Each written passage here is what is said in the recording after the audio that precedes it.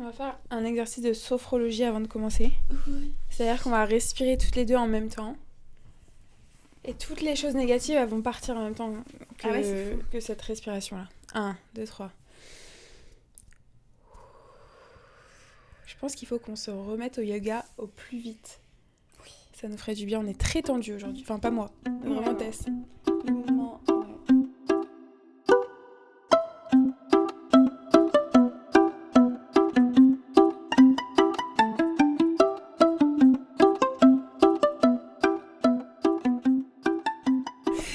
Hello tout le monde. Donc moi, c'est Elisa. Moi, c'est Tess. Et on se retrouve pour un 4e épisode du Homemade Homemade Podcast. Podcast. Donc aujourd'hui, on va toucher un sujet qui est très présent pendant le mois de février. Je pense que vous avez deviné. De toute façon, c'est dans le titre, vraiment. c'est l'amour de manière générale. Mais nous, on a pris la pire partie de toutes les relations. Tess est en fou rire, mais je sais pas pourquoi. Tess, you're crying. De rire? Tout va bien? I want a cigarette. Hey, baby, you can have a cigarette. Carrément, c'est que Ok. quelques jours encore. Non, il reste encore genre 2 semaines et demie. Oui, mais ça va passer vite. Ok. And you said you would take it easy. Genre, Ouais. si ça... Taking it so easy. Ouais, je vois ça. Ok. Just want a drink, you know. Ok. Déjà, tu t'es laissé le café, c'est pas mal. Oh, Dieu merci, sinon je serais morte. Ok. Donc, on a choisi aujourd'hui de faire un sujet qui est omniprésent pendant le mois de février. C'est l'amour, mais un peu... On a pris la pire partie de l'amour, c'est-à-dire la rupture. Mais on s'est dit que c'était un sujet intéressant parce que Tess et moi, on a été dans des relations sérieuses. Enfin, une relation... Non, bon. Des relations sérieuses. Et on a connu toutes les deux une grande rupture qui était douloureuse, je pense, pour nous deux. Mais qui nous a fait aussi apprendre pas mal de choses et on voulait le partager avec vous aujourd'hui. Mais c'est plus de manière générale, on va pas parler de notre ancienne relation ou de notre rupture, mais juste... Papa, on filme le podcast. Oh, pardon, ok. Non, mais dis coucou, dis coucou. Coucou. Coucou, quoi. Et donc, on s'est dit qu'on allait aborder ce sujet-là, mais de manière hyper légère et pas du tout dramatique. Donc, même si vous avez jamais vécu de rupture amoureuse, ça peut quand même vous intéresser parce qu'on a quand même des opinions un peu variées et des perspectives un peu plus éloignées vu qu'on a déjà vécu ça, que maintenant on en est guéri, etc. Donc, ça peut être cool d'avoir nos... C'est pas vraiment des conseils, mais notre vision plus petits conseils Moi, j'ai peut-être. pas trop des... Ah, si, Moi, en vrai, j'ai des conseils, mis des conseils. petits conseils à la fin aussi. Moi, j'ai des phrases qui m'ont inspirée. Ouh.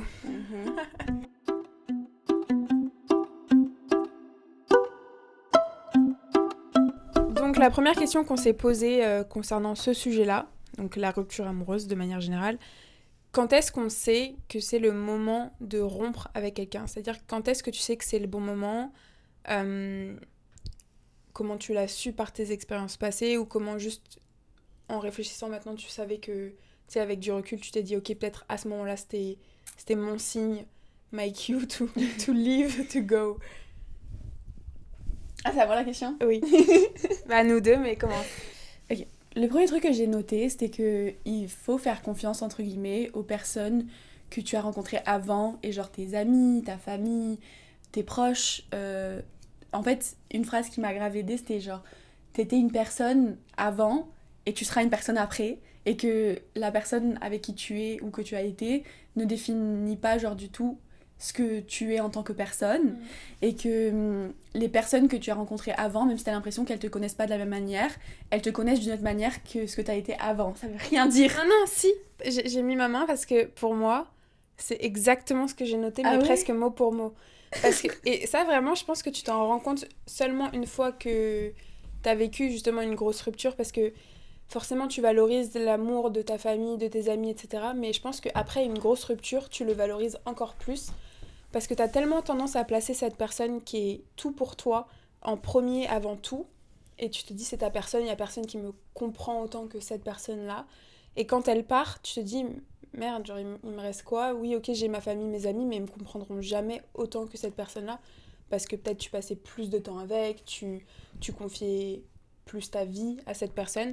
Donc t'as l'impression que personne peut l'égaler en fait. Et au final, quand elle part, tu renoues un peu avec ta famille, tes amis, et tu te confies à eux parce que t'es triste et t'as besoin de te confier à des personnes. Et tu te rends compte qu'en fait, si, ils te comprennent très bien, ils te connaissent très bien, et eux, ils sont toujours là, que ce soit avant, après ou quoi, et c'est des gens qui vont pas bouger, enfin, si c'est une bonne famille et des bons amis. Et c'est vrai que de se rassurer en se disant, bon, bah, moi, ce qui me définit, c'est ma famille, mes amis, les gens que j'ai choisis, les gens que j'ai décidé qui étaient aux alentours de moi, qui m'entouraient, pardon. Les gens qui m'entouraient, c'est eux qui me définissent, et c'est ça qui me rend heureuse, et c'est ça qui fait qui je suis. Et c'est pas cette personne-là que je mettais tellement haut dans ma vie, mais qui au final est partie comme ça. Je suis totalement d'accord avec toi. Mais c'est vraiment, vraiment trop drôle. La même chose, du coup. On a écrit la même chose, mais sans se concerter. En fait, ce qu'il Mais faut on a vu savoir, un truc.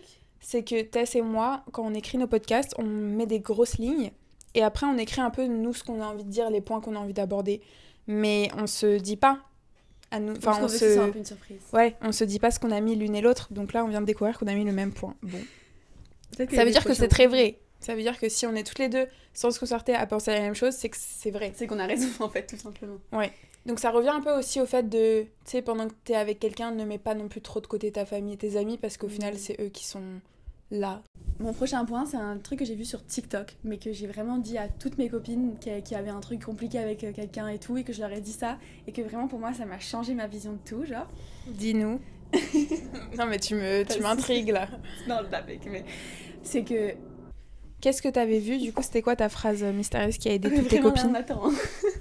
Donc ma phrase c'était, si là, il en venait à te demander en mariage demain, et que t'étais obligé de dire oui, tu n'avais aucun moyen de dire non, tu étais obligé d'accepter et de te marier avec cette personne, est-ce que ça te ferait chier?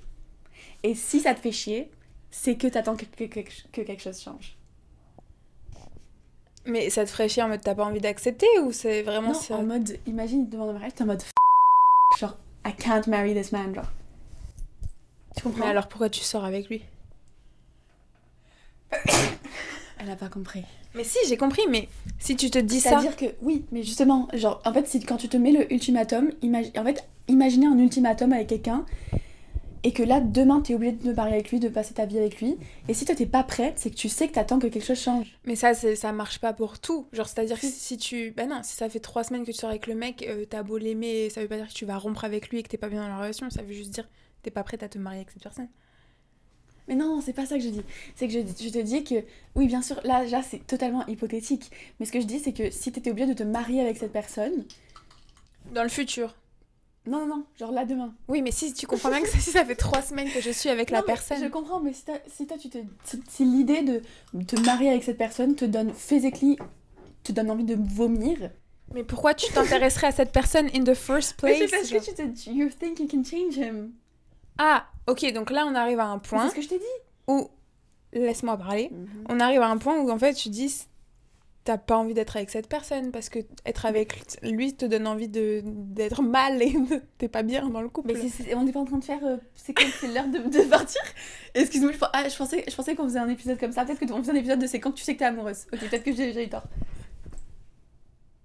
Je te supporte. Alors là, vous assistez à une rupture amicale en fait.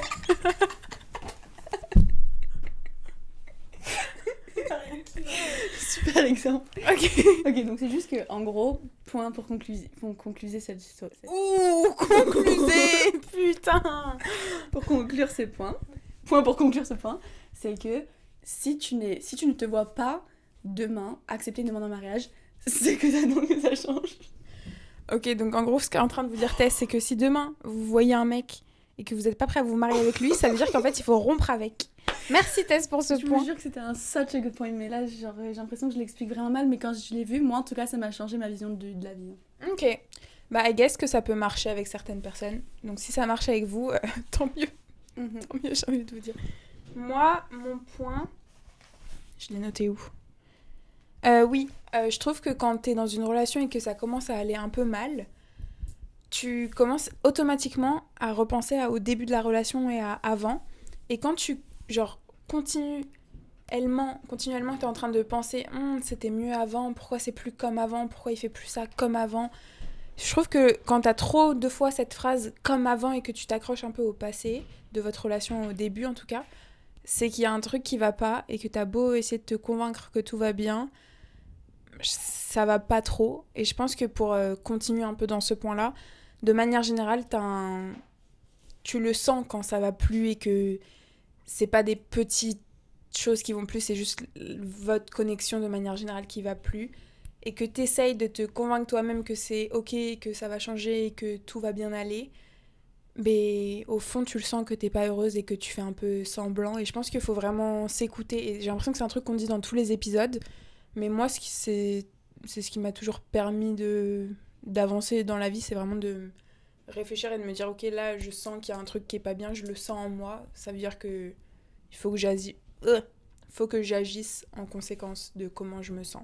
Et je pense que pour les ruptures amoureuses, c'est la même chose. Genre, tu le sens et t'as beau faire tous les efforts du monde parce que si t'aimes vraiment la personne, tu vas jamais abandonner rapidement. Tu vas toujours essayer de trouver des solutions, te battre, te convaincre toi-même. Et ça, c'est le pire truc. Je sais pas si t'as déjà vécu ça aussi, mais essayer de se dire dans sa tête, mais non, genre, c'est pas la fin, c'est juste genre une mauvaise passe, c'est juste un bas, c'est juste un truc qui va passer. Et trouver des excuses à la personne, à toi, à tout le monde. Et je pense que quand tu commences à trouver beaucoup d'excuses, te dire c'était mieux avant, et que tu as un feeling au fond de toi que ça va pas, je pense que c'est les 3 gros cues que it's time to leave. Si t'as un feeling, c'est que c'est fait, genre. Oui, mais des fois, tu peux avoir un feeling. Je sais qu'il y a des gens qui sont hyper impulsifs aussi, tu sais, ils ont le feeling que il faut rompre, et au final, non, genre, c'est juste un petit. Mais je pense que t'as vraiment raison pour le truc de genre. Quand tu repenses, genre, au début, parce que. T'as eu ça? Bah, j'ai pas eu ça avec mon ex, mais j'ai eu ça avec genre d'autres gens, en mode où. Oups, pardon. Par exemple, tu vois, quand t'es en no contact avec quelqu'un, par exemple, et que t'es en mode, ok, genre là, il m'a pas parlé depuis comme 3 mois, ou genre 3 semaines, je sais pas. Et tu commences à repenser à tous les trucs du début et t'oublies que genre ça s'est terminé parce que il t'a traité comme ça, ou qu'il t'a dit ça, ou que c'est lui qui ne veut simplement pas, et tu vas juste repenser au début, tu vas te dire non, c'est bon, parce qu'il y avait le début, et genre ça qui va garder l'espoir en fait, de genre continuer à genre te dire que ça va marcher. Genre. Ok, donc ce serait le truc de s'accrocher à une image du début qui était toute heureuse et toute joyeuse. Je pense qu'aussi on a tendance à oublier que le début, forcément, c'est la période tout va bien, tu connais pas bien la personne, t'as juste des moments un peu de rigolade, de fun, t'es un peu dans ta bulle, et c'est normal, ça c'est tout le début de toutes les relations, pour moi, que ce soit amicale ou amoureuse. Toujours, le début d'une relation, tu connais pas bien la personne, c'est que du fun, que des aspects positifs, et c'est après que ça devient plus complexe, et c'est là où tu commences à voir si ta relation elle tient. Et si à ce moment-là tu fais que repenser au début et que tu te dis ah non, c'est pas comme je voulais, c'est pas ce que j'attendais, bah ouais, t'es peut-être pas prêt pour cette relation-là, et c'est peut-être pas t'es peut-être pas fait pour être dans cette relation. Ouais. Donc pour moi, et je pense que c'est un peu pour beaucoup de gens à qui j'ai déjà parlé, qui ont vécu comme une relation qui a dû s'arrêter. Une rupture, quoi. Une rupture. Tu nous as fait une paraphrase du mot rupture. Quand t'essayes de reach 1000 words. Mais genre, je connais beaucoup de gens qui ont vécu une rupture, et à chaque fois, j'ai l'impression que on partageait un peu ce sentiment de tu deviens une version mauvaise de qui tu es de base. Dans le sens que, par exemple, moi, je sais qu'à la fin de ma relation, c'était vraiment en mode... J'étais constamment énervée, de mauvaise humeur. Tout le monde... On a mis les mêmes trucs, c'est fou. Ouais. J'ai mis la même chose, j'ai mis quand la personne elle t'énerve, quand toi-même t'es aigrie, t'es pas moi, bien. Moi j'étais constamment aigrie, genre tout me faisait chier. Et genre, lui, dès qu'il me parlait, je pouvais plus me le voir, alors que, enfin, même de base, genre, il avait rien fait de mal, et même quand il faisait rien, ça m'énervait. Et en fait, je devenais la pire version de moi. Et moi, ce que j'ai noté, c'est que quand c'est la bonne personne, et quand tu l'aimes vraiment, pour moi, tu tombes amoureux 2 fois. Tu tombes amoureux de la personne, mais tu tombes amoureux aussi de ta version de toi que tu es avec cette personne. Ah, c'est beau ça. Merci, j'y ai pensé en cours. et tu vois, je me suis dit que genre, en mode si, quand t'es avec la personne, tu sens pas que genre, tu t'adores en tant que personne, t'es en mode... Mais même pas physiquement. Que tu t'épanouis bien aussi. Que t'es en mode genre, juste en mode, oh my god, genre, c'est ça la sensation que je recherchais depuis longtemps. Et quand tu sens que... Et même, tu vois, genre...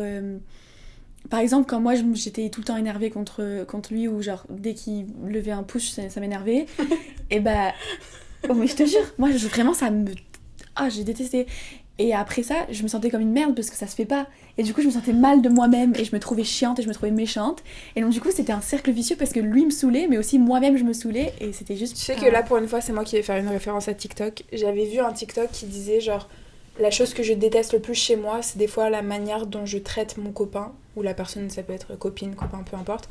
Mais c'est vrai, genre j'ai l'impression que quand cette relation, elle est en train de se finir et que tu sens que ça marche plus, mais que tu restes parce que t'as envie que ça marche, t'es aigri, t'es désagréable parce que t'es pas heureux dans la relation et la personne elle est en train de t'énerver parce que vous êtes plus fait pour être ensemble, mais tu restes, donc au fait t'es aigri avec toi-même, t'es de mauvaise humeur tout le temps, t'es pas agréable avec les gens qui t'entourent et ça se remarque.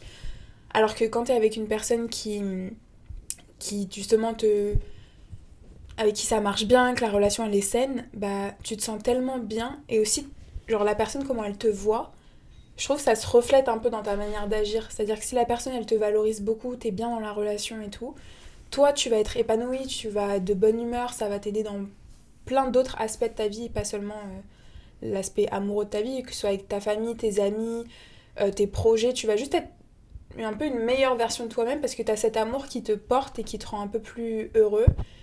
Oula, j'ai frappé le micro, je sais pas si ça s'entend. Oui. Mais en tout cas, je voulais dire que c'est vrai, genre quand tu sens que la personne elle t'énerve, c'est aussi. Non, mais c'est vrai, j'auto-valide ce que tu dis et ce que je dis. Parce que il y a rien de plus vrai que quand tu sens que t'es pas une bonne version de toi-même et que tu le sens parce que tu sais que c'est pas ta personnalité de base d'être aigrie et méchante. Donc si tu l'es, c'est que c'est pas toi, c'est que ça va plus, faut que t'arrêtes de forcer le truc parce que je pense que ça sert à rien de forcer dans les relations amoureuses. C'est oui, il y a des efforts à faire, mais forcer la chose, c'est pas organique, c'est pas naturel et ça finit jamais bien. Parce que oui, tu peux travailler, faire des efforts, mais c'est pas non plus une corvée d'être dans une relation amoureuse. Et si au bout d'un moment ça te rend aigri et pas une bonne version de toi-même, je pense que c'est aussi le moment de s'en aller. Ouais, je suis tellement d'accord. Les pires choses qu'on m'a jamais dit, c'était en période de rupture. Et les pires choses que j'ai jamais dit, c'était en période de rupture. Mais c'est horrible comment ça peut te mettre tellement haut, mais tellement bas. Ouais. Je pense que c'est la relation amoureuse, c'est ce qui te rend... Ça te pousse dans des tranchants, mais c'est fou. Et moi, je trouve que ça peut te rendre violent, ça peut te rendre méchant, ça peut te rendre très nunuche, très... Comment tu dis, toi, nunuche? Tu dis nunuche aussi? Genre, Oui, pourquoi? au Québec, ils disent quétaine. Très quétaine, pour dire nunuche. What? Quétaine? Ouais, genre canard. Quétaine, ils disent. Canard, j'ai déjà entendu. Non, mais quétaine... Non, canard, c'est français, mais Ah, ok, quétaine... je me disais que je connais les canards. Quétaine, c'est québécois. J'ai jamais entendu ça. Et bah voilà, vous vous coucherez moins niaiseux ce soir. Oh là là là là là. Ok, donc...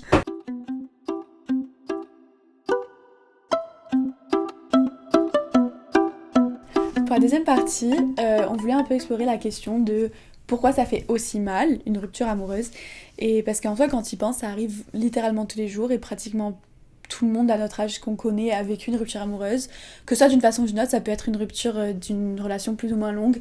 Mais à partir du moment où ça te fait mal, pour moi, c'est important et tu peux en parler. Et ça compte comme une rupture amoureuse. C'est vrai. Moi, j'ai des copines qui ont vécu comme vraiment quelqu'un que tu considérais pas comme un ex, mais que je les ai vues plus mal que ce que j'étais moi. Oui, Donc, une tu rupture vois, amoureuse, c'est pas censé être 3 ans de relation pour C'est ça. considérer ça comme une il n'y a rupture. pas de quota pour être comme... Rupture, pour moi, c'est littéralement... la définition, c'est tu romps quelque chose. Donc ça peut être une relation de quelques mois comme quelques années. Tu romps une connexion que tu avais et donc C'est ça. tu perds tes habitudes. Et pour moi, c'est le premier point de pourquoi c'est très dur une rupture, c'est que t'es en train de mettre un terme à des habitudes et à toute une routine que t'avais avec cette personne.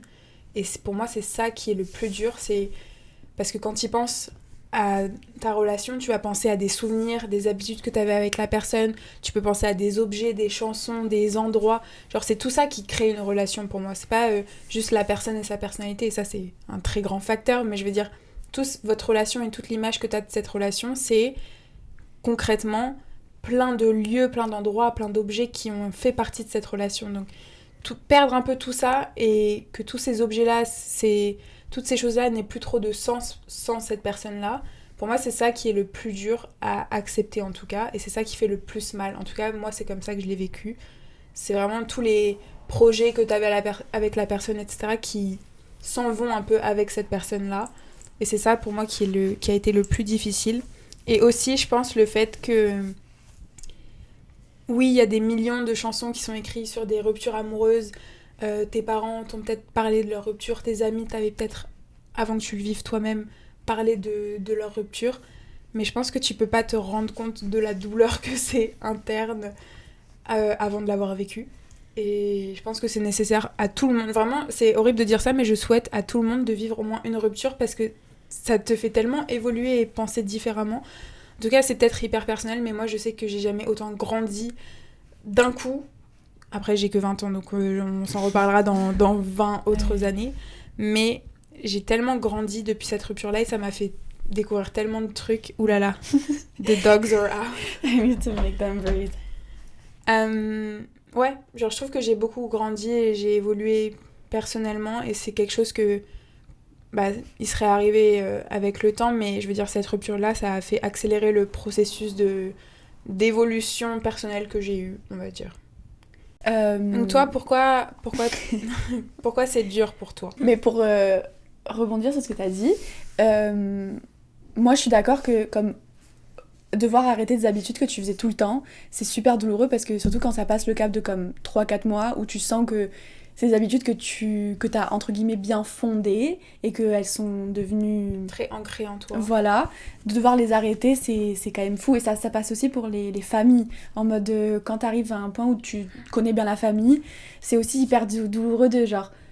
Parce que c'est pas ta famille, techniquement. Et surtout, tu dis pas au revoir à une personne, tu dis au revoir à toutes les personnes que cette personne-là t'a fait rencontrer. Famille, amis, tu perds plein de gens d'un coup, plein de souvenirs, plein de projets. Genre, c'est-à-dire que c'est pas juste ciao à la personne, c'est ciao à tout le train de vie que t'avais avec, et c'est-à-dire tous les acteurs secondaires qui étaient dans votre relation.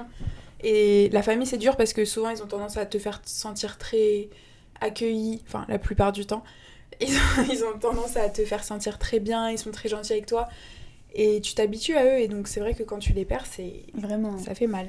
Moi, le point que je voulais aborder pour ça, c'était que ça paraît tellement unique quand t'es dans une rupture que t'as l'impression que personne peut te comprendre alors que comme on a dit, genre littéralement tout le monde ou pratiquement tout le monde a déjà vécu une rupture et quand toi tu la vis, t'es en mode vous comprenez pas et c'est la pire sensation parce que tu te sens tellement seule alors que tu sais que tu devrais pas te sentir seule mais tu te sens tellement seule. C'est vrai que c'est fou quand tu penses que c'est un des trucs les plus communs que chaque être humain va vivre au moins une fois dans sa vie et pourtant quand t'es dans le moment même t'as l'impression d'être vraiment incompris, mais je pense que c'est relié aussi au fait que votre relation, il y a personne qui la comprend et qui l'a vécue comme vous deux vous l'avez vécue.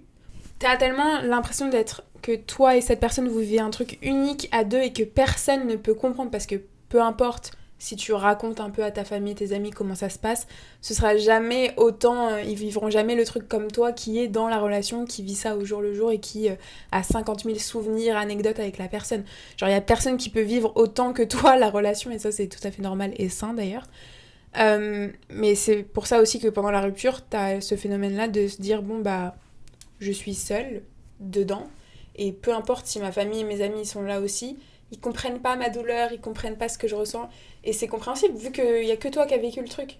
Tes amis et ta famille ils pourront jamais le comprendre comme toi tu l'as vécu, mais c'est pas pour autant qu'il faut mettre de côté leur soutien et les repousser. Au contraire, c'est là je pense où tu as le plus besoin du soutien de ta famille et tes amis et c'est là aussi où tu vois quels amis et quelles personnes de ta famille sont là pour toi et font attention à toi aussi. Ouais. Mais je suis d'accord que le truc de se sentir seul, c'est un des trucs qui rend le truc le plus difficile. Qui rend la rupture la plus compliquée. Et surtout, je pense que aussi, genre, le côté de... Comme, quand tu vis une rupture, t'as l'impression que tout le monde pose un peu son avis dessus. Et toi, t'es un peu comme... Bah, vous le connaissez pas comme moi, je le connaissais. Et donc, du coup, les gens qui posent leur avis dessus, ça fait encore double douleur. Et les gens qui critiquent la personne. Après, si c'est passé un événement un peu genre comme tromperie, etc., forcément, il y a des gens qui vont le critiquer et tant mieux. Mais je veux dire, si ça c'est pas forcément trop mal fini, que juste ça s'est fini et que t'entends des gens dire des choses un peu mauvaises, du style il ou elle était pas du tout... De toute façon, il était moche. Ouais, de toute façon, il était comme, bête. Les gars, genre, ça reste... Genre, c'était ma famille pendant un moment, genre, en mode, tu vois, genre... Mais ça fait mal parce que tu te dis, bon... Genre moi, cette personne-là, je l'aimais de tout mon cœur et au final, ma famille et mes amis, ils le détestaient, ils la détestaient. Mais en plus, genre moi, ce que j'aime pas, c'est que la plupart, c'est comme... C'est pour te rassurer. Ouais, c'est pour te rassurer, t'es en mode genre... Pas nécessaire. Stop, genre. Et puis... Ouais, je pense que ça, c'est un conseil qu'il faut donner. Si vous avez des des amis ou de la famille ou peu importe qui sont en train de vivre une rupture, je pense pas que insulter le ou la ancienne partenaire de la personne, c'est la meilleure des manières de rassurer. Genre, je pense qu'au contraire, ça a l'effet un peu inverse, c'est pas très agréable à entendre.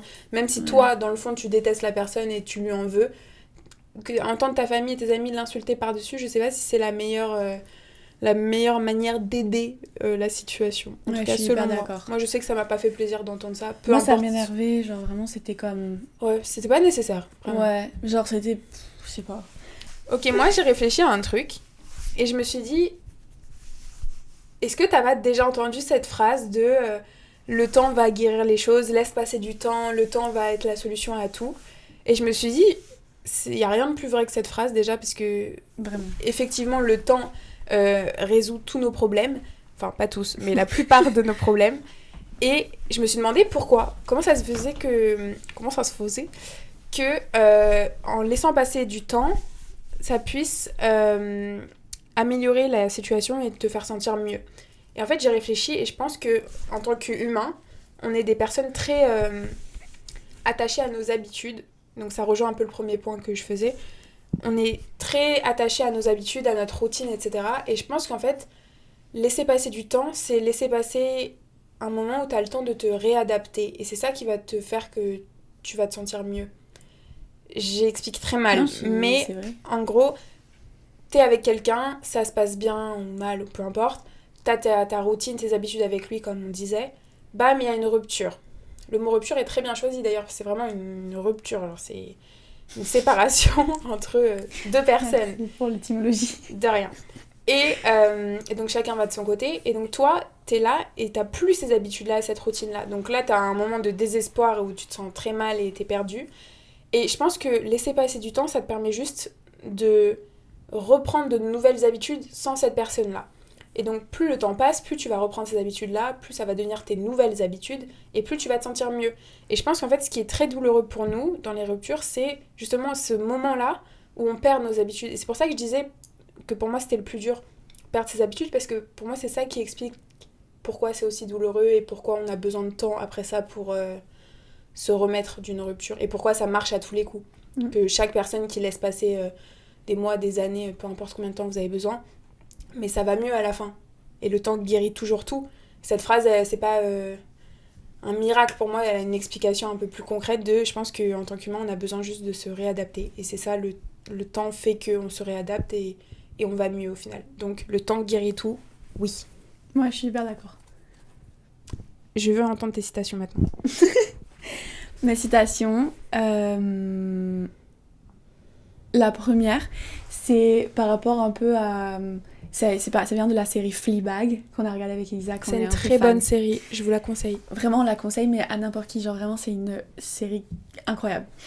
Et il y a une phrase dans la série qui est vraiment restée avec moi. Je pense que j'en avais parlé avec Célia la dernière fois. On était en mode, oh my god, cette phrase, c'est... à chaque fois, je hype up mes phrases avant de les dire trop fort. Ouais, c'est moi, à chaque fois, j'attends ça avec impatience. Mais je vais la dire en anglais. Vas-y. Okay. C'est... I don't know what to do with all this love I have for her. I don't know where to put it. Et ça, c'est tellement vrai. Parce que pour moi, dans ma tête, quand tu as comme... Je la traduirai sur l'écran, là. Quand tu as quelqu'un, genre... On va partir du principe que notre audience est au moins en Mais oui. B2, Mais ça, c'était... C1, Ouais. non B2. Non, C1, c'est Ah, fort, pardon, hein. B2, et qu'elle peut comprendre cette phrase qui était quand même pas très dure à... Mais ce que je disais, c'est que comme quand tu rencontres quelqu'un et que tu développes comme une relation avec cette personne, que ce soit amicale, n'importe quoi, mais là on parle de amoureusement, tu accumules de l'amour que tu as dans toi pour la donner à cette personne. Et du coup, tu te remplis en fait d'un amour qui est dédié pour une personne. Et quand cette personne, elle part, l'amour que tu avais l'habitude de donner à cette personne, tu as l'impression que comme... Il est en trop ? Il est en trop dans ton corps et tu te sens noyé en fait par toutes ces émotions que tu ressentais pour une personne, que tu ne peux plus donner ou partager. Parce que l'amour en soi, c'est quelque chose de très très très douloureux, mais même quand tu as quelqu'un avec toi et que c'est quelque chose que tu dois partager avec quelqu'un, sinon ça fait mal de l'avoir dans toi. Et quand, une fois que la personne n'est plus là et que tu peux plus partager avec cette personne et que tu peux plus donner la moitié du poids à cette personne, tu te retrouves avec comme vraiment un overload d'amour que tu sais pas à qui donner.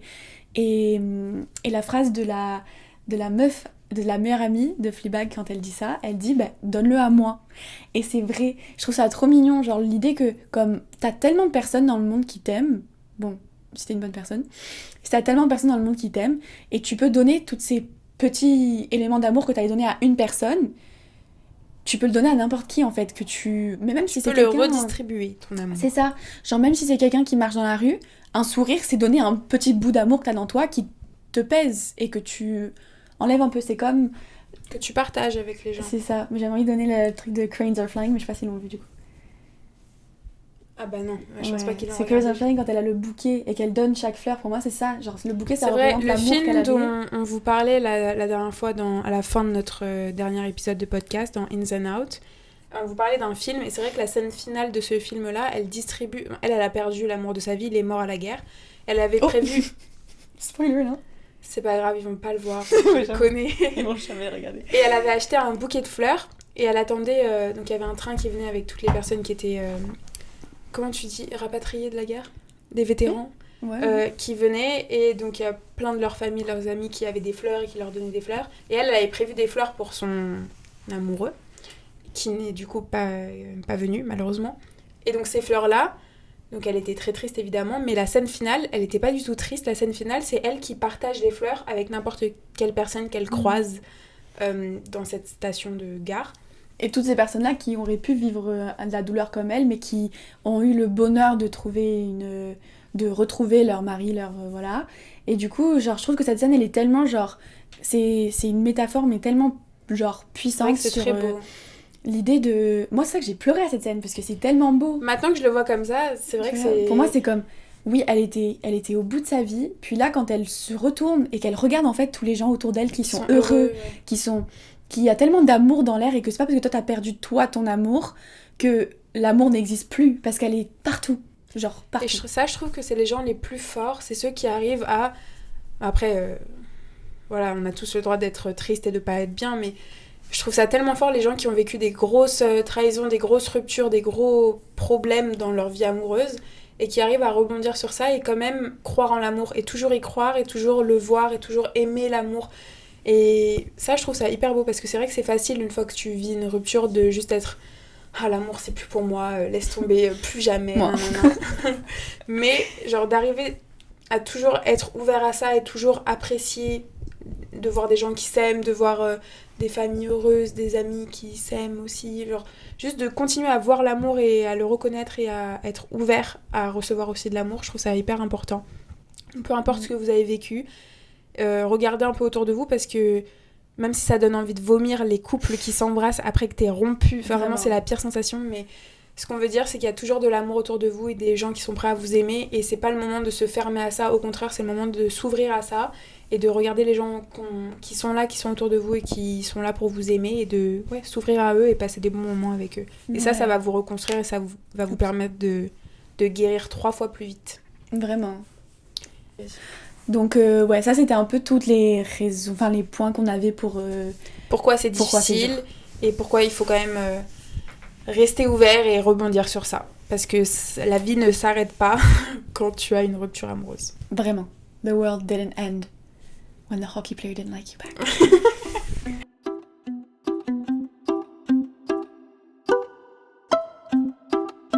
Maintenant, on va jouer à notre petit jeu. Et cette fois, on va faire un Would You Rather. Ou tu préfères. Comment tu traduis ça ? Préfères. Tu préfères ? Ouais, le jeu, ah oui, c'est ça, c'est tu préfères. Donc, on s'est toutes les deux écrit des petits trucs. On n'est pas au courant. Ouais, 4 chacune, on n'est pas au courant de ce que l'autre a mis. Qui veut commencer ? Moi, je veux bien que tu commences. Tu veux pas qu'on fasse 1-1 ? Ah ok, vas-y, on peut faire ça. Tu veux commencer, je veux que je commence moi ? Ouais. Alors moi, le mien, c'est... Tu préfères ? Tu préfères ne jamais être aimé, ne plus jamais être aimé, ou ne plus jamais aimer ? Ok, donc moi je vais partir sur ne plus jamais être aimé, parce que si on part qu'on est très sain, etc., parce que dans ce podcast on est très sain d'esprit, si on part qu'on est très sain, on peut s'aimer suffisamment soi-même et faire en sorte que on ait juste après de l'amour à donner aux gens, mais que notre amour nous suffise à nous-mêmes. Et toi, je dirais sur un point de vue religieux, l'amour de Dieu et ton amour propre te suffisent à toi-même, et t'as pas besoin forcément d'être aimé pour te sentir bien. Donc moi, je dirais que c'est plus sain de répondre, et c'est ce que je pense aussi, ne plus jamais être aimé. Mais par contre, je peux aimer les gens. Parce que je pense que, en fait, oui, t'as besoin qu'on t'aime en tant qu'humain, mais il y a rien de pire que ne plus rien ressentir face à tes proches. Tu peux plus aimer personne. Ah, tu parles aimer amoureusement ou... Non, pas forcément. Ok, bah moi je reste avec la ma question, réponse. c'est être aimé. À moi. Moi j'ai mis tu préfères qu'on rompt avec toi ou tu préfères toi être la personne qui genre rompt avec. Alors en fait on les a écrits en anglais donc là la traduction est un peu compliquée. Ouais. Je préfère qu'on rompt avec moi. Que quelqu'un te dise Tess, C'est écoute, fini. c'est fini. Pourquoi? Vite fait. Parce que j'ai trop l'habitude d'être un peu délusionnelle et d'avoir de l'espoir. Et quand quelqu'un... Et que même si moi, genre, je termine le truc, j'ai comme toujours un peu le côté où je suis comme, est-ce que j'ai fait la bonne décision? Quand quelqu'un rompt avec toi, ils ont pris la décision. Et Tu comme, peux rien y faire. tu peux rien y faire. Et ça, c'est la pire sensation. Mais c'est aussi la meilleure sensation parce que t'es en mode, j'ai fait tout ce que je pouvais. Ok. Je n'ai plus rien à faire. T'as plus ce poids-là sur tes C'est épaules. ça. Je te dis c'est leur choix, c'est leur C'est décision. leur choix. Et genre, littéralement, je ne peux rien faire. Genre, je vais pas beg on my... done it before, mais je vais pas beg on my knees pour quelqu'un, tu vois. Ok. À toi. Attends. Je trouve que nos réponses sont très matures. Tu trouves? Ah, si je peux me permettre de nous lancer des petites fleurs. Ah comme ouais? ça. Ouais, je j'aime suis bien. d'accord. Ouais, si t'aurais pu dire, genre, je préfère rompre parce que comme ça, du coup, je suis pas C'est plus triste. facile, ouais. Ouais. Bah, c'est vrai que moi, Mais quand les deux j'avais sont très rompu, durs ça quand m'a- on y pense. Hein. Mais Les moi, deux- j'avais quand même pas mal bien pris quand j'avais rompu. Mais je sais pas, je pense que ça dépend, il y a plein de contextes, etc. différents. Mais Ouais, je pense que de dire à quelqu'un, de prendre une décision, c'est pas facile. Parce que tu peux être indécis, tu peux essayer de faire quand même marcher la relation. Et d'être celui qui se la reçoit dans la gueule alors qu'il a rien demandé, c'est pas facile non plus. Tu préfères trouver l'amour de ta vie, mais le perdre, ou passer le reste de ta vie avec quelqu'un qui tu sais que c'est pas la bonne personne? Le perdre, il est mort. Annie. Ok, ok. Genre, tu ne peux plus être avec lui, il y a plus d'espoir. Moi, je vais garder le principe qu'il est mort. Ok. Et me dire que je préfère le vivre pleinement et qu'ensuite je le perds de quelconque façon. Il est mort. Je trouve ça mieux parce qu'en fait t'as vécu un truc vrai puis peu importe la durée de la chose, le temps que c'est vrai, c'est que c'est très beau et que ça te met au plus haut et que t'es très heureux et je pense que vaut mieux... ça rejoint un peu la question de la quantité ou de la qualité. Genre je préfère avoir quelque chose de très qualitatif et très... On a parlé de ça en cours, hein. Là, t'as Ouais. donné le contexte. Ouais, c'est vrai. Ah, pardon. Je préfère vivre un truc fort et rapide plutôt qu'un truc long mais qui m'ennuie un peu et qui est pas forcément le mieux pour moi. Ok. À moi. Tu préfères... Arrête d'essayer Ah, de pardon, je vais lire. pas regarder en plus. En plus, tu vas pas réussir mon écriture, vraiment, tu vas jamais réussir à la lire.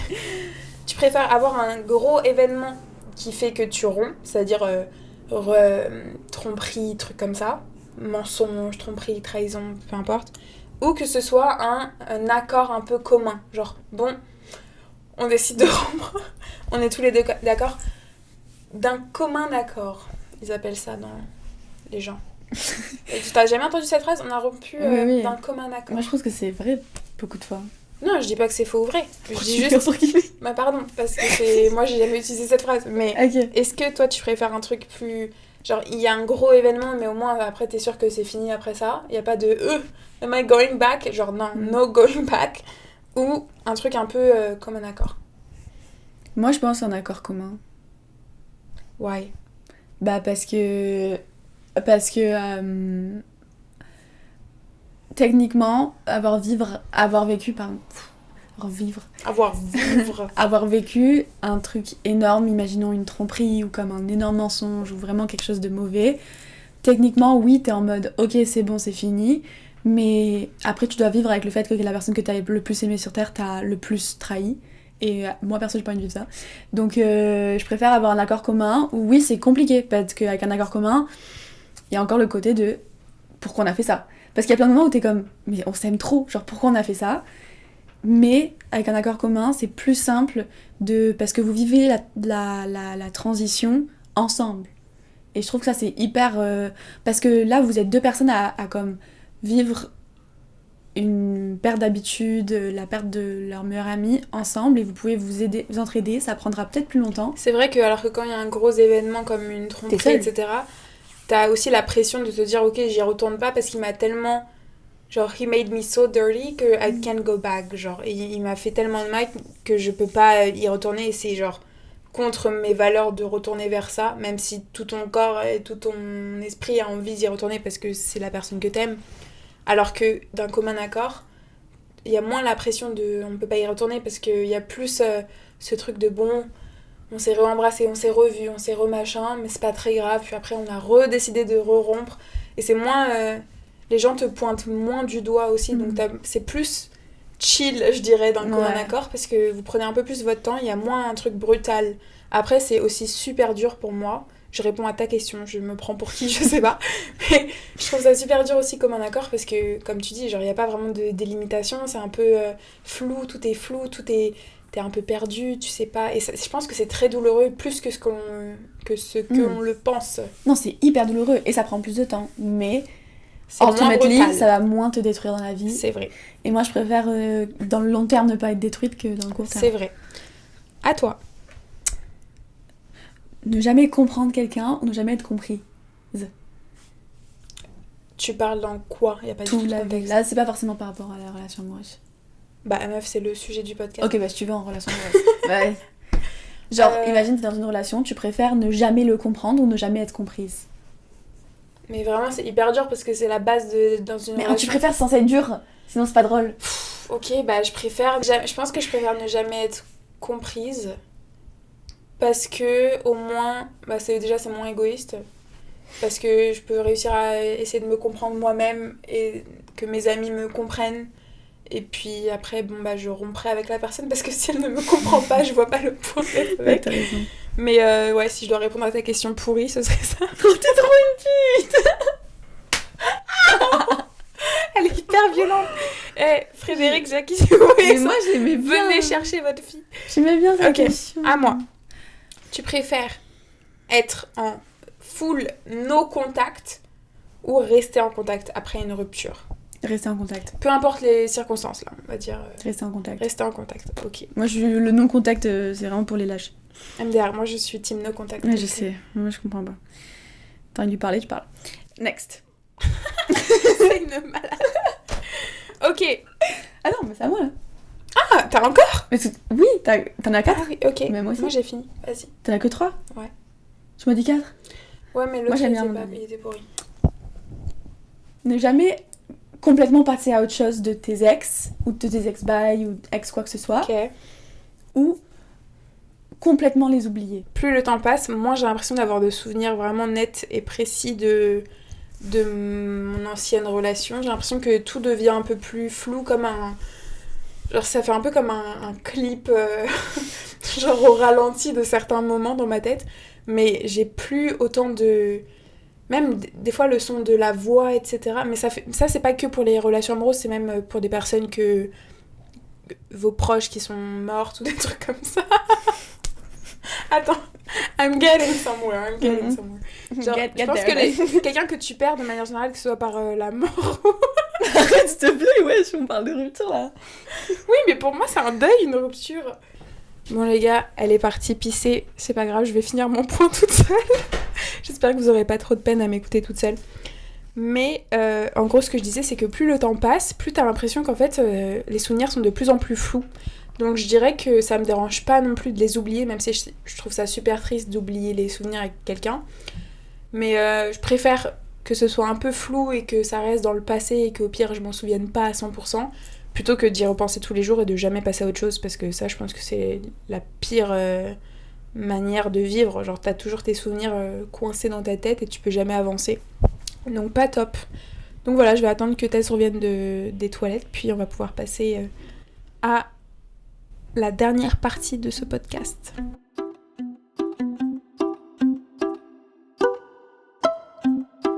On va juste citer quelque chose qu'on a appris de notre rupture et qu'on peut partager aux gens. Ça peut être... vous pouvez le prendre comme un conseil ou juste comme... juste quelque chose qu'on lance dans l'air comme ça. Et qui peut peut-être résonner avec vous, je ne sais pas. Tu veux commencer ? Non, vas-y.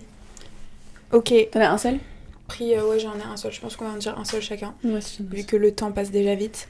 Un truc que j'ai appris, c'est que quand tu romps avec quelqu'un, il y a vraiment 50 000 personnes qui sont là et qui, pour te rassurer, essayent de te donner des conseils ou essayent de te dire un peu une manière de fonctionner. que ce soit les réseaux sociaux, tes proches, etc. Il y a beaucoup de gens qui vont te donner leur avis sur ta manière de faire. Et je pense que si, comme Tess disait, si tu as envie de reparler à la personne parce que tu sens que tu en as besoin, fais-le. Si tu as envie de t'éloigner à 100% parce que tu plus envie de parler, tu plus envie d'avoir de nouvelles, fais-le. Et surtout, si tu as envie de... Si tu te sens prête et que tu rencontres quelqu'un et que tu sens que c'est la bonne personne et que c'est le bon moment pour toi et que tu es bien avec, eh ben parle-lui. Il n'y a pas de bon moment, je trouve, pour reparler à quelqu'un et se remettre avec quelqu'un. Je trouve qu'il y a trop cette pression générale de... Après une rupture, tu dois prendre 3 ans pour travailler sur toi-même et aller mieux et te reconstruire. Pas forcément. Des fois, tu peux guérir en rencontrant une autre personne et je pense que je suis bien placée pour en parler. C'est sûr que tu as besoin de temps un peu pour te remettre de la situation, surtout si les événements sont gros et traumatisants. Mais ce que je veux dire par là, c'est qu'il n'y a pas besoin, il n'y a pas de temps concret à respecter, il n'y a pas de chemin à suivre. C'est tu vis ta rupture comme toi tu as envie de la vivre.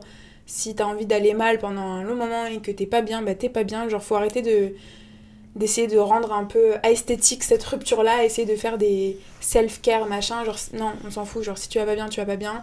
Si t'as envie de reparler à 5 personnes, le lendemain tu reparles à 5 personnes. Il y a des trucs qui sont sains et malsains, certes, mais c'est toi et ta manière de guérir, et c'est propre à chacun, et je pense qu'il n'y a pas de truc à suivre pour que ça aille mieux. Tu crées ton propre chemin, et c'est comme ça que tu vas aller mieux, faut juste t'écouter et faire ce que t'as envie de faire. Et il faut arrêter de se culpabiliser. Je pense qu'il y a un gros truc de culpabilité générale après une rupture. Si t'es allé lui reparler, les gens te font culpabiliser. Si t'es allé pécho quelqu'un, partir embrasser quelqu'un 3 jours après, les gens vont te faire un peu culpabiliser aussi. Ou alors ils vont t'encourager. Alors je trouve qu'il faut arrêter que tout le monde se mêle de ta rupture et des trucs comme ça. Il faut que toi tu la vives pour toi, que tu fasses ce qu'il y a de mieux pour toi. Et ne pas laisser les gens juger comment tu vis cette rupture-là. Et ouais, juste écouter toi et suivre ton propre chemin. Et aussi, tu peux fauter dans une rupture, tu peux faire des trucs que peut-être que t'aurais pas dû faire, mais que c'est ça le processus de passer à autre chose. C'est ça, c'est pas obligé que ce soit simple de A à Z. C'est pas simple, c'est ça. Tu peux aller bien aussi pendant 5 mois, puis d'un coup te ressentir mal. Tout est ok, tout est normal, il n'y a pas de... Ouais, il n'y a pas de chemin parfait à suivre, ça n'existe pas. Donc si les gens ils sont là... J'ai vu plein de podcasts aussi qui disaient 5 trucs à faire après une rupture qui vont vous faire sentir comme that girl. Genre, non, après une rupture, tu te sens comme une merde, c'est normal, tout va bien. Et genre, tu fais ta vie, tu prends ton temps et puis ça va aller mieux. Et au contraire, si t'as pas besoin de trop de temps, mais il faut pas culpabiliser. Il y a des gens qui... J'ai vu ça aussi, il y a des gens qui vivent une rupture et qui en fait 3 semaines après vont mieux parce qu'en fait ils ont peut-être fait le deuil de la rupture longtemps avant. Donc là, ils sont juste bien, ils sont juste prêts à repartir leur vie. Et ils n'ont pas besoin d'attendre 6 mois avant de recommencer leur vie parce que c'est le protocole en société. Genre non, vous faites votre vie, puis ça ira bien. Et vos vrais amis et vos familles qui sont pas toxiques, normalement, vous encourageront et seront quand même là pour vous. Ouais, je suis pas d'accord. Toi, c'était quoi ton petit conseil, là ? Moi, c'est mon dernier... Si tu dis encore une fois point, j'ai envie de mourir. Conseil ? Ok. C'est que une rupture c'est hyper normal et qu'il faut pas avoir peur des ruptures parce que c'est sûr que ça fait peur, mais le truc c'est que j'entends tellement de gens dire comme j'ai pas envie de me lancer là-dedans parce que j'ai peur que ça va pas marcher. De te lancer dans une relation ? Ouais. Ah ouais, il y en a qui se mettent pas en relation pour pas rompre après ? Mais oui. Ah putain. T'as jamais entendu ça toi ? Bah, je sais pas. Ouais, peut-être. Moi, j'ai l'impression, genre... En mode, j'ai peur que ça me mette trop mal. Ouais, c'est vrai qu'il y a beaucoup de gens qui ont peur de la rupture, en fait. Surtout... Bah, après, ça arrive pas mal des gens qui ont déjà vécu une rupture, mais même des gens qui voient, en fait, leurs potes vivre des ruptures et qui se disent « Pourquoi j'aurais envie de ça ?» Pas moi. Je ne veux pas vivre ça. Oui, c'est ça, genre, moi, j'ai pas envie d'être mal. Donc, du coup, tu sais, comme... Genre, ils se lancent pas dedans, et après, ils peuvent peut-être passer à côté de quelque chose qui aurait pu être vraiment bien, même si ça allait pas marcher à la fin. C'est quand même triste de voir comme quelqu'un qui peut passer à autre chose d'une personne qui aurait pu être vraiment... qui aurait pu avoir un impact passer vraiment à côté, positif. Passer à autre chose, t'as dit. Passer à côté de quelqu'un qui aurait pu avoir un impact vraiment positif dans leur vie et qui se sont dit non parce que je sens que c'est pas la personne pour moi et que du coup on va rompre et que du coup je vais être mal. Oui, mais t'aurais été bien. Tu peux pas savoir si t'as pas essayé en plus. C'est ça. Et donc il y a deux phrases qui vont avec ça parce que je sais pas vraiment... si vous avez remarqué, Tess adore citer des phrases. Ouais, parce que en fait mon cerveau est rempli de moments de films ou de séries que j'ai vues que j'ai besoin de sortir genre. Donc la première phrase ça vient de BoJack Horseman. Je sais pas si t'as vu cette série. BoJack Horseman qui est une série incroyable, je la conseille, mais préparez-vous à avoir envie de mourir. Et c'est... la phrase c'est Is it better to feel happy even if it's for a little bit, or was it better if it never happened at all? Ce qui est vrai, c'est que genre, comme, est-ce que c'est mieux que tu le vives jamais, mais que au moins maintenant ça va? Toi, c'est quoi ta réponse à ça? Moi, ma réponse, c'est mieux de le vivre, même si des fois t'as l'impression que... Genre moi, ça m'arrive des fois d'être en mode genre, j'aurais préféré ne jamais avoir vu ça, mais dans le fond, si tu veux, genre t'as été heureuse, donc pourquoi le regretter? Mais comme, c'est dur à l'accepter. Sinon, en fait, si tu commences à éviter toutes les sources ça, de final, douleur, c'est quoi ta vie? Tu vis rien, t'as aucune expérience, t'as rien. Et je pense que ce qui est génial, c'est aussi d'arriver à sentir quand les choses font mal et quand c'est douloureux. Moi, ce que je trouve inquiétant, c'est quand tu commences à rien ressentir. Si t'arrives à être super heureux et super triste, c'est que tu ressens absolument toutes tes émotions et que t'arrives à vivre pleinement. Si tu t'empêches de vivre des trucs parce que t'as peur de la douleur, ben, tu rates tellement de choses. C'est ce que disait Tess, j'imagine. C'est ça. Ma dernière phrase, je la traduis de l'anglais, donc je sais pas si ça va être bien, mais c'est... Sinon, dis-la en anglais. Hein. Non, c'est bon. Le deuil, c'est le prix qu'on paye pour l'amour. Okay. Et je trouve ça trop beau comme phrase parce que c'est comme... Le deuil, que ce soit genre quelqu'un qui meurt, comme ou genre que tu perds quelqu'un, ou que la personne change, ou quelque chose, mais que tu sens que t'as perdu quelqu'un, ça c'est le prix que tu payes en fait quand tu aimes quelqu'un. Parce que si, quand tu perds une personne et que tu ressens rien, c'est que t'as pas vraiment aimé, et ça c'est triste. Mais je trouve que ta phrase que t'as dans ta chambre là, you know what it matters. Non, if it hurts, it matters. Ouais, ça je la trouve super belle cette phrase. C'est ma phrase préférée. C'est genre, si ça a eu de l'importance dans ta vie, ça va faire mal. Parce que quand une personne est importante pour toi, que ce soit amicalement, famille, amour, peu importe, et ben quand tu perds cette personne-là, t'as mal et c'est normal et ça fait partie de la vie. Et on bouge plus? Ah si. Ok, j'ai cru qu'on était figés. Non, c'est juste qu'on bouge pas. Okay, mais c'est beau. Oui, c'est vrai que c'est beau. C'est beau d'être triste pour quelqu'un. Il y a une beauté dans ce chaos qui est la rupture, etc. Mais je te jure, et je trouve ça tellement beau de me dire que genre, en mode... J'ai tellement aimé quelqu'un que ça m'a détruit autant, et la personne m'a tellement aimé que ça l'a détruit. C'est vrai. Oui, t'as impacté en fait la vie de quelqu'un et la personne a impacté ta vie, et justement c'est tout le truc de tu laisses quelqu'un rentrer dans ta vie, peu importe comment ça se finit, ça fait partie de ta vie à toi et de sa vie à lui ou à elle, et c'est beau, peu importe comment ça finit. Ou à Yel. N'importe qui, vraiment. Et je pense qu'il faut arrêter de voir la rupture comme un truc, comme une impasse, un truc vraiment l'associer à vraiment la fin, le bout d'un chemin, genre. Je pense qu'il faut plus le voir comme la fin de quelque chose, mais le début d'un renouveau, que ce soit avec une autre personne ou avec toi-même, ou peu importe comment tu vis ça. Faut voir comme une occasion faut voir ça comme une occasion vraiment de recommencer quelque chose de nouveau. Une nouvelle era un peu de ta vie, genre. Mais c'est vrai. Fearless. Mais je pense que moi, ce qui me ferait encore plus peur, si tu veux parler de peur, est-ce que c'est pas encore plus flippant de se dire, ok, ça, ce que je suis en train de vivre, ça va être toute ma vie comme ça, même era, même chemin, même pas de surprise.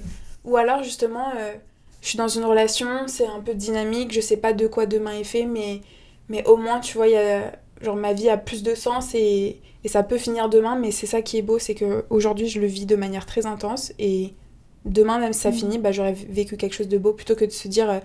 ok, là maintenant je vais prédire toute ma vie et puis je vais rien tenter, comme ça je suis sûre de pas avoir mal jamais, et tu te découvres pas, parce que je pense que c'est dans ces ruptures aussi que tu te découvres toi-même. Ta manière de réagir à une rupture, de rebondir, c'est toi, c'est ta version de toi-même la plus forte.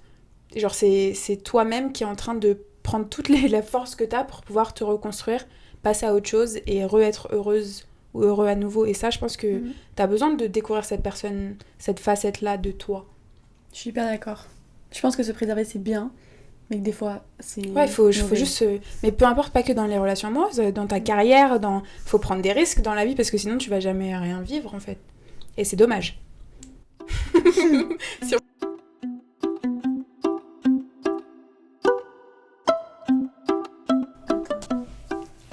Hi back.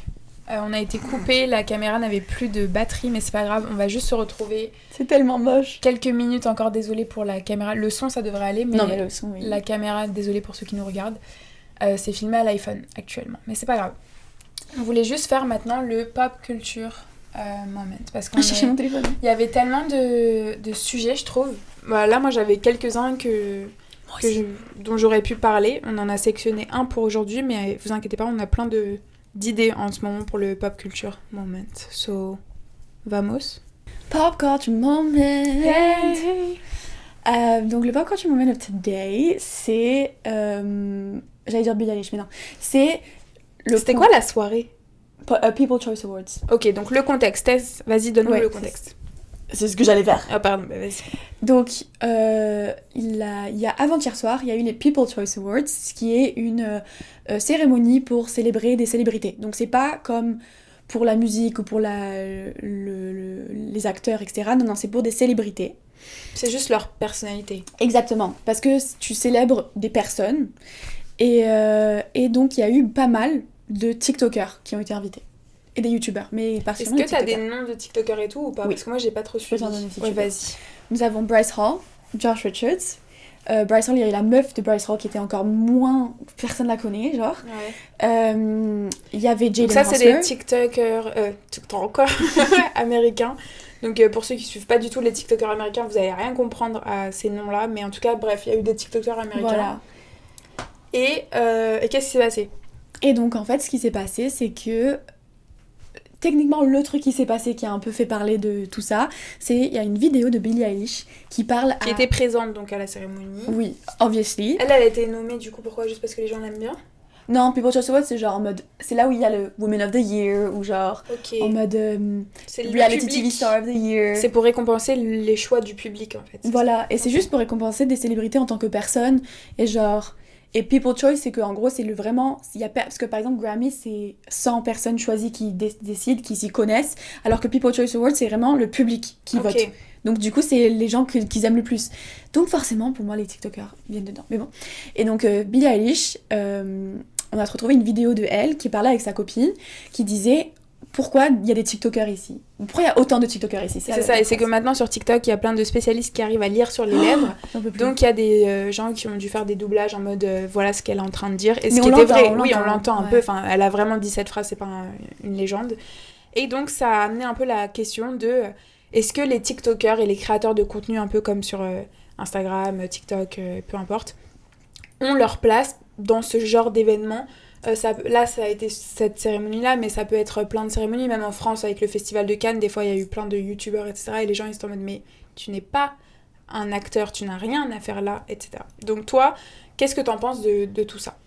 Moi, il y a mon côté de moi qui me dit que c'est gênant qu'il y ait des TikTokers là. Mais ça, je pense que c'est genre humain, c'est normal quand tu vois genre un mec qui, pendant le Covid 2020...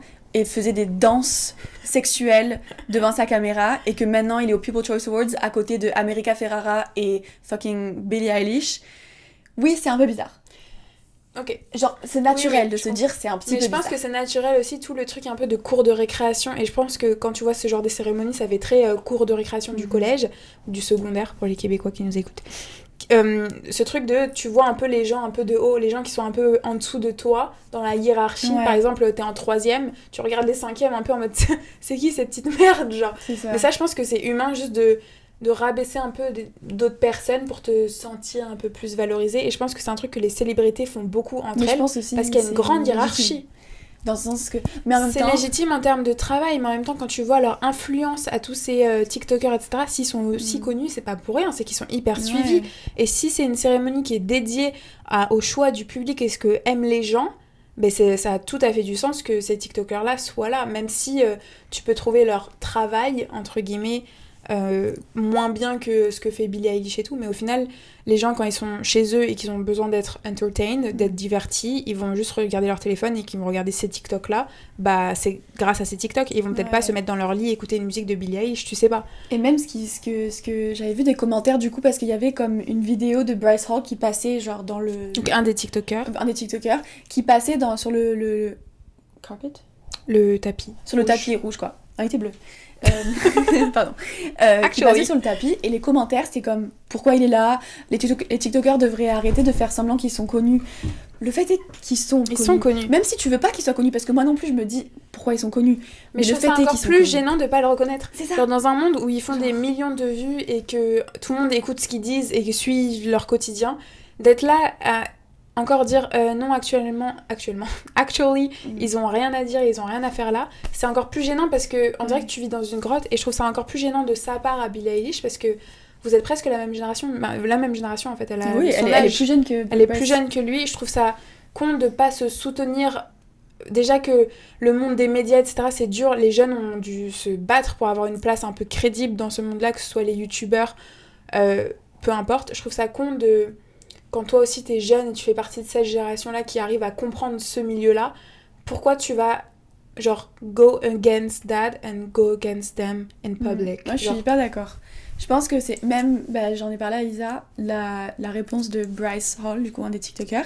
Moi c'est le seul que je suis parce que moi, il a fait un TikTok en réponse. Voilà, parce que moi c'est le seul que je suis, donc c'est le seul que je connais le point de vue. Je sais pas si les autres ils ont eu un point de vue, mais Bryce il a répondu en fait au TikTok qui montrait Billie Eilish qui parlait de ça, et il était en mode désolé que j'ai pas j'ai pas acknowledge et worship the ground that you walk on, et j'avais oublié que t'étais genre une déesse et que je devais te respecter et tout, mais le fait est qu'on est au même niveau en fait, et que peut-être que bien sûr genre Bryce aussi, je pense qu'il est d'accord qu'il travaille pas du tout au même niveau que Billie Eilish. Billie Eilish fait 100 shows en l'espace de 3 mois, donc bien sûr c'est un différent métier. C'est des trucs différents, genre tu peux pas comparer, c'est oui, comme non, mais quand si tu tu parles compares d'un Elisa, genre non mais mais pour moi l'influence et ce que fait Bryce Hall et tout ce genre de TikTokers, c'est qu'est-ce qu'il y a, ça se prononce pas comme ça, non mais juste l'idée de Bryce Hall ça me...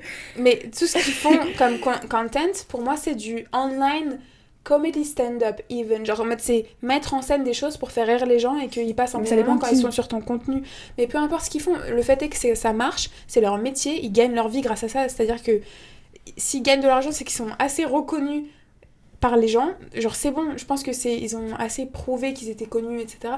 Genre c'est chiant quand t'es invité à un événement, que tu t'es préparé, que t'as choisi ton costume, etc., que t'arrives et que tout le monde te dit mais qu'est-ce que tu fous là, c'est méchant. Et je pense que n'importe qui, comme tu disais, qui serait invité à ce genre d'événement, et les premiers qui critiquent, s'ils étaient invités à cet événement là, ils iraient et ils se demanderaient pas est-ce que je suis assez quelqu'un pour y aller. Mais c'est comme même genre, moi ce que je me suis dit c'est que quand tu regardes les tables aux People's Choice Awards, il y en a plein que tu connais pas et que c'est pas t'as aucune idée qui c'est, et personne les critique eux parce que peut-être que c'est une chanteuse que personne connaît, genre, mais à partir du moment où c'est un TikToker qui est objectivement plus connu que cette personne, et là c'est les People's Choice Awards. Moi je suis contre les TikTokers qui sont invités aux Grammys ou... C'est ça, je pense que ça dépend de la cérémonie. Je pense que dans cette cérémonie-là, ça avait pas particulièrement du sens. Oui. Et qu'elle avait un peu rien à dire. Il y a des enfants qui peuvent... Genre, l'âge légal, c'est 10 ans. Donc, bien sûr qu'il y a des TikTokers qui... Après, le truc, c'est que je pense qu'elle a aussi dit ça un peu dans la confidence à son amie, en mode pour se foutre de la gueule, entre un peu genre du vibe... pour se foutre de la gueule des TikTokers, voilà, parce que c'est connu que tout le monde se fout de la gueule des TikTokers. Mais je pense qu'elle savait pas que ça allait être filmé et qu'après tout le monde allait en parler. Moi je trouve ça con par contre qu'elle ait pas rebondi là-dessus en mode sur ses réseaux sociaux en mode j'ai vu que ça circulait, je m'excuse, je voulais pas heurter n'importe qui, genre tout le monde a un travail et je respecte le travail de tout le monde. Parce que je pense qu'elle pense pas. Ouais, ok, mais quand t'as une image publique et t'as plein de fans et tout qui te suivent, genre c'est dénigrant pour eux, genre. Peu importe si leur travail c'est pas chirurgien et qu'ils sauvent pas des vies, ils sont suivis, ils ont leur place là-bas, c'est le choix du public, le public les aime, ils ont leur place. Et toi t'es personne pour dire toi t'es qui, genre. Parce qu'elle c'était personne il y a quelques années, puis elle est devenue quelqu'un et maintenant elle est respectée, elle est crédible. Pourquoi elle irait dénigrer les autres personnes qui essayent également de participer à des événements et tout, genre c'est con. Mais j'ai aussi vu genre... parce qu'il y a aussi pas mal de youtubeurs qui ont été invités, et genre les youtubeurs pour moi c'est genre, c'est compris là que c'est vraiment un métier qui demande beaucoup de... Oui, ça y est. Ce matin ils ont tellement d'équipes de production et tout ça, c'est du cinéma sur YouTube, quoi. Genre. Et même tu vois genre, je voyais comme, je sais pas si tu vois Tana Mojo qui c'est. Oui. Ah tu vois qui c'est? Ouais. Trop forte. Et en gros Tana elle a été invitée, et elle c'est genre une personnalité, mais c'est une youtubeuse, c'est une podcasteuse, elle part en tournée pour son podcast, genre c'est tellement plus que je suis une personnalité, et tout le monde était en mode ah c'est la meuf qui fait OnlyFans, genre.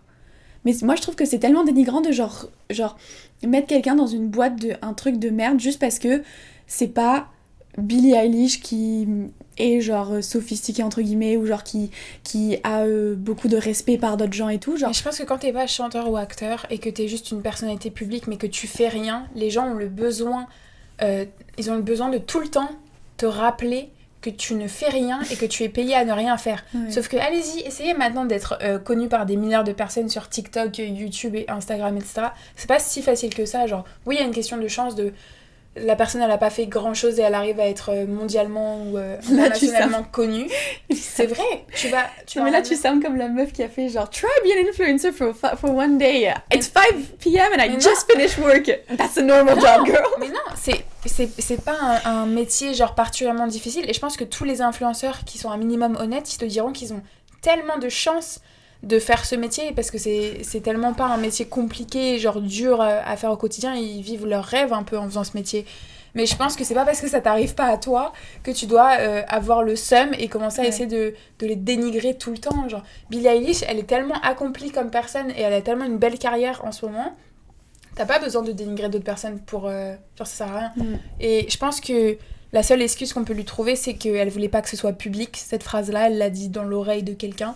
Maintenant, t'as une cérémonie où il y a 50 000 caméras autour de toi. Je pense que tu attends d'être aux toilettes pour dire cette phrase-là à ta copine au lieu de le dire devant tout le monde et qu'après ça fasse de la peine aux gens. Parce que je pense que quand t'es TikToker et que t'es content d'aller à cette cérémonie et que tu t'es préparé, que t'as dit à toute ta famille je vais à cette cérémonie et qu'on te dit en fait t'es personne, t'as rien à faire là. Surtout quand c'est des grandes stars que je pense qu'ils aimaient bien, tu vois. Genre imagine tu vas à une cérémonie, t'es TikTokeuse, t'es hyper connue et tout, t'es hyper heureuse d'atteindre cette cérémonie-là et de pouvoir accéder à ça. Et t'as une meuf, une chanteuse que peut-être t'adores, qui dit ça sur toi, genre, c'est pas cool, ça sert à rien, c'est dénigrant. Moi, je comprends son point, un peu. Mais il y a le truc... Parce que je comprends aussi le côté de genre, t'es Billie Eilish, tu fais des tournées où tu fais 100 shows in 2 months et que t'arrives aux People's Choice Awards pour des gens qui célèbrent des célébrités et tu vois un mec qui fait des danses sexuelles devant une caméra, moi je serais un peu saoulée aussi. Mais je pense que c'est le... Oui, mais ça, c'est une mentalité de t'es jamais content pour les autres et tu veux absolument, toi, te mettre au-dessus. Ouais, mais, mais non, mais là, genre, c'est des cérémonies. Oui, genre, mais, ok, pour mais te célébrer. Quand t'es assez confiant dans ce que tu fais, dans qui tu es en tant que personne et que tu sais que tu vaux beaucoup et que t'es accompli, t'as pas besoin de descendre les gens pour te sentir mieux, genre. Et t'as pas besoin d'être en mode what the fuck, qu'est-ce qu'ils font là, genre.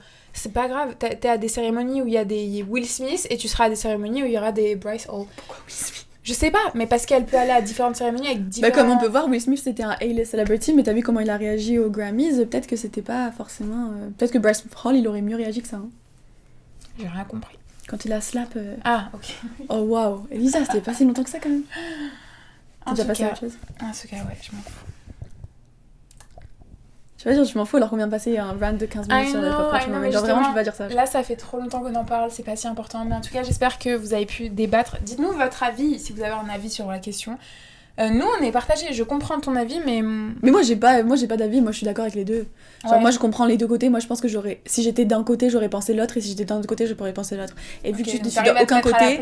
Ouais, vu que je suis d'aucun côté, j'ai un point de vue objectif. Parce que I will never be anything... Genre, je serai jamais au People's Choice Awards, donc... Mais ça, c'est pas vrai, parce que vous allez pouvoir écouter sa chanson dans le générique de fin, et vous allez... Comme d'habitude, vous en avez pas trop marre. Non, ils en ont pas marre, Un trick on ice. Je vous aime, et j'espère que vous allez passer un bon week-end. Non, je sais pas quand c'est. Normalement, je passe. Love you. Bisous, bye, bye, bye. Not like this with other people.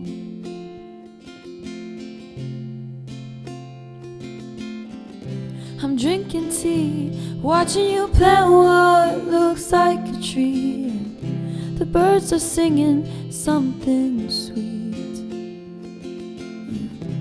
Chocolate as ice cream, I could do this on my own. Not like